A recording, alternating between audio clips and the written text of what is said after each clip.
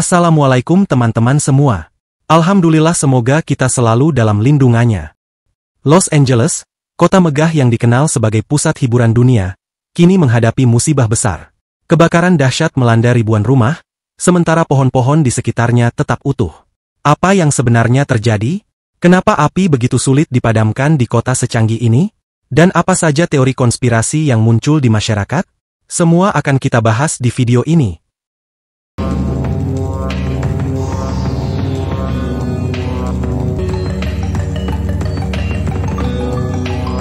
Los Angeles adalah kota yang memiliki sejarah panjang. Berdiri pada 4 September 1781 oleh 44 pemukim Spanyol dengan nama El Pueblo de Nuestra Señora la Reina de Los Angeles del Río de Porciúncula, yang berarti, Kampung Bunda Kami Ratu Malaikat di Sungai Porciúncula. Seiring waktu, kota ini berkembang pesat, terutama setelah masuknya industri film di awal abad ke-20. Los Angeles tidak hanya dikenal sebagai pusat industri hiburan dunia, tapi juga sebagai simbol kemewahan dan ketimpangan sosial. Di satu sisi, ada kekayaan luar biasa, namun di sisi lain, Los Angeles juga tercatat memiliki tingkat kemiskinan yang tinggi. Keberagaman ini menciptakan kontras yang tajam, menjadikan kota ini sebuah pusat perdebatan antara kemewahan dan kesulitan hidup. Kebakaran ini dimulai pada pagi hari tanggal 7 Januari 2025. Dalam hitungan jam, api meluas dengan kecepatan yang mengkhawatirkan akibat angin Santa Ana yang kencang. Angin ini dikenal sangat kuat dan dapat memicu kebakaran yang cepat menyebar, memicu pertanyaan besar. Kenapa pemadaman bisa seberat ini di tengah kota yang seharusnya memiliki sistem canggih? Beginilah awal mula kebakaran hutan yang terjadi di Los Angeles, Amerika Serikat. Video ini direkam pada Selasa 7 Januari 2025 di daerah Pacific Palisades. Api itu berkobar di sebuah perbukitan yang tak jauh dari halaman belakang rumah-rumah warga. Perbukitan yang dipenuhi semak-semak dan vegetasi kering itu pun membuat api menyebar dengan cepat. Kronologi kejadian dimulai pada pukul 10.30 pagi dengan asap yang mengepul dari Pacific Palisades.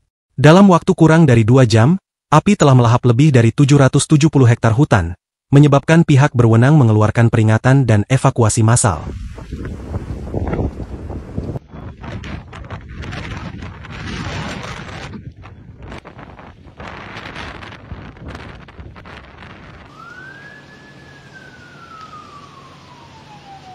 Los Angeles is currently experiencing an extreme fire weather condition with red flag alert. At the time of the fire, the relative humidity was 12 and the winds were approximately 25 miles an hour with gusts up to 50 miles per hour. Currently, the fire is at 1,261 acres and growing based on aerial reconnaissance. The fire is being fueled by a combination of Kejadian semakin parah pada siang hari, saat api merambat lebih cepat karena hembusan angin yang terus menguat. Pada pukul 5 sore, Gubernur California mengumumkan keadaan darurat. Pada malam harinya, laporan cuaca menunjukkan hembusan angin berkecepatan 160 km per jam, membuat pemadaman semakin sulit. Salah satu hal yang cukup mengejutkan adalah bagaimana kebakaran bisa melahap kawasan padat penduduk dan rumah mewah, sementara pohon-pohon di sekitar rumah tersebut tetap berdiri utuh.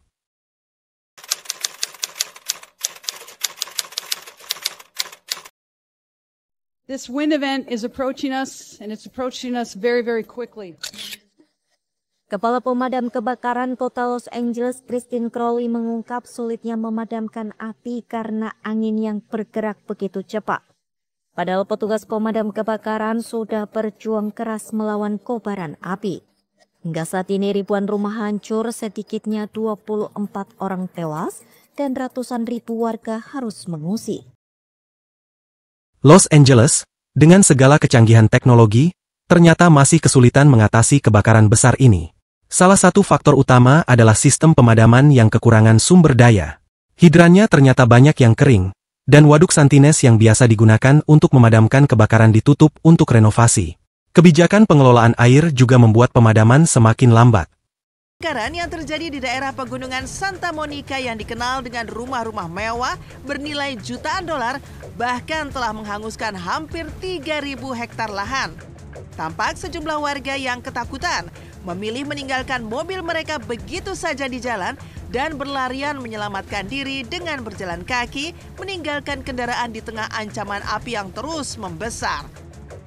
Sementara petugas pemadam kebakaran berusaha keras mengendalikan api seraya mengevakuasi mobil-mobil mewah menggunakan bulldozer. Lebih dari 30.000 warga kabarnya telah dievakuasi dari sekitar kawasan kebakaran tersebut. Selain itu, salah satu penyebab kesulitan dalam memadamkan api adalah kemacetan jalan akibat evakuasi massal. Banyak orang yang meninggalkan mobil mereka dan berlari untuk menyelamatkan diri, tetapi kendaraan yang terparkir di tengah jalan membuat akses menuju titik kebakaran semakin sulit. Kondisi ini memperburuk situasi, bahkan kendaraan pemadam kebakaran harus berjuang keras untuk bisa mencapai area terdampak. Hal yang membuat banyak orang bingung adalah mengapa rumah yang terbuat dari beton, baja, kaca, dan bahan yang tidak mudah terbakar dapat hancur rata dengan tanah, sementara pohon-pohon di sekitarnya tetap utuh. Jawaban dari fenomena ini sebenarnya cukup sederhana. Kebakaran hutan menghasilkan panas yang sangat tinggi, yang cukup untuk merusak bangunan meski api tidak langsung menyentuhnya. Hal ini disebabkan oleh radiasi panas yang dapat meluluhkan material sintetis pada bangunan dan menyebabkan kebakaran di atasnya. Sementara itu, pohon-pohon yang memiliki kulit tebal dan kandungan air dalam batangnya dapat menahan panas tersebut. Itulah kenapa banyak pohon yang tetap berdiri kokoh meski api sudah melahap bangunan di sekitarnya. Kebakaran besar ini tidak hanya memunculkan reaksi dari warga, tapi juga teori-teori konspirasi yang mulai berkembang di media sosial. Salah satu teori yang beredar adalah bahwa kebakaran ini sengaja dipicu untuk membangun proyek Smart City di Los Angeles. Different devices connected to each other. So computers now exist across so many different devices. Your refrigerator at home, your television set, putting computers into parking meters. You already have computers in your car, and they've got computers in your street lights. The ability to connect them through the Internet of Things allows a better way for your car to know where parking spots are available, allows better for it to communicate when street lights should turn green to maximize traffic flow. Los Angeles is a part of a consortium called I3 that includes the university. Menurut dokumen dari PBB pada tahun 2020, Smart City adalah konsep kota canggih yang menggunakan teknologi untuk meningkatkan kualitas hidup, efisiensi, dan daya saing kota. Beberapa orang beranggapan bahwa penghancuran bangunan lama akan mempermudah pembangunan kota baru. Namun, menurut penelitian, tidak ada bukti yang mendukung teori ini, dan Smart City masih menjadi proyek jangka panjang yang belum menjadi prioritas utama. Selain itu, ada juga klaim yang menyebutkan foto editan dari tulisan Hollywood yang katanya terbakar. Padahal setelah diselidiki, foto tersebut ternyata tidak benar. Kebakaran Los Angeles kali ini bukan hanya menjadi pengingat akan pentingnya kesiapan menghadapi bencana, tetapi juga menuntut kita untuk lebih bijak dalam menyikapi informasi yang beredar. Tidak ada yang tahu bagaimana dan kapan bencana akan datang.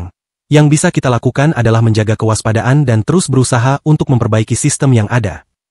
Semoga kita semua dapat mengambil pelajaran dari kejadian ini, dan terus berdoa agar kita diberikan keselamatan. Jangan lupa untuk like, subscribe, dan tinggalkan komentar di bawah tentang pendapat kalian mengenai kebakaran ini. Sampai jumpa di video berikutnya. Wassalamualaikum warahmatullahi wabarakatuh.